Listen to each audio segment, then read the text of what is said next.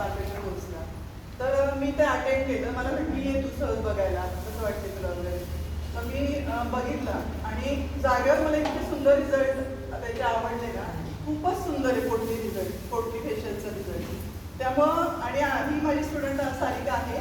तिने मला परवा तुमचं हे पाठवलं की असं असं बिझनेस संदर्भात आहे. ॲक्च्युली मी गव्हर्नमेंट सर्वंट आहे. मला असं वाटलं होतं की नाही आपल्याला गरज नाही आहे ह्या बिझनेसची.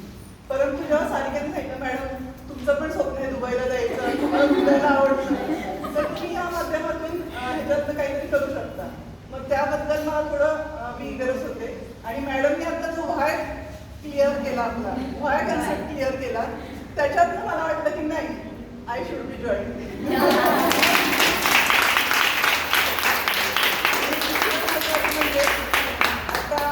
कॉलेजच्या ॲडमिशन्स चालू आहेत. आता तुम्ही सगळे ब्युटिशियन आहात. तुम्ही म्हणा आम्हाला काय सांगताय. तर तुम्ही ऑलरेडी ब्युटिशियन आहात, पण तुमच्या ओळखीच्या काही भरपूर मुली असतात, महिला असतात की जास्त फी भरून त्या पार्लरचा कोर्स वगैरे शिकू शकत नाही. तर गव्हर्नमेंटने आपल्या ITI मध्ये 1 वर्षाचा कोर्स ब्युटी पार्लरचा चालू केलेला आहे. त्याचे आता ॲडमिशन्स चालू आहेत. तर तुमच्या ओळखीच्या कोण महिला असतील, मुली असतील, वयाची अट नाही, 10वी पास लागतं त्याला फक्त.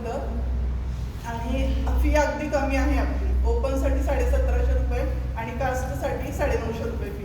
तर तुम्ही जर एखाद्या व्यक्तीला जर तुम्ही ही माहिती सांगितली, तुमच्याकडनं तिला हा कोर्स तिने केला आणि ती भविष्यात तिच्या पायावर उभी राहिली, तर तुम्हाला एक चांगलं त्याचं हे मिळू शकतं. रिटर्न्समध्ये आपलं जर आपण एखाद्याचं चांगलं केलं त्याला आपल्याला रिटर्न्स आपल्याला नेहमी चांगलेच मिळतात.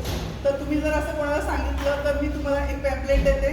तुमच्या ओळखीच्या कोणालाही तुम्ही द्या ते की जिला इच्छा असेल करायची. आणि हे जर तुम्ही थोडं केलं तर छान होईल, कारण एखाद्या चांगल्या म्हणजे मुलीचं एखादं कल्याण होऊ शकतं. त्यासाठी तुम्ही एवढं माझ्यासाठी केलं तर मला खूप आनंद होईल.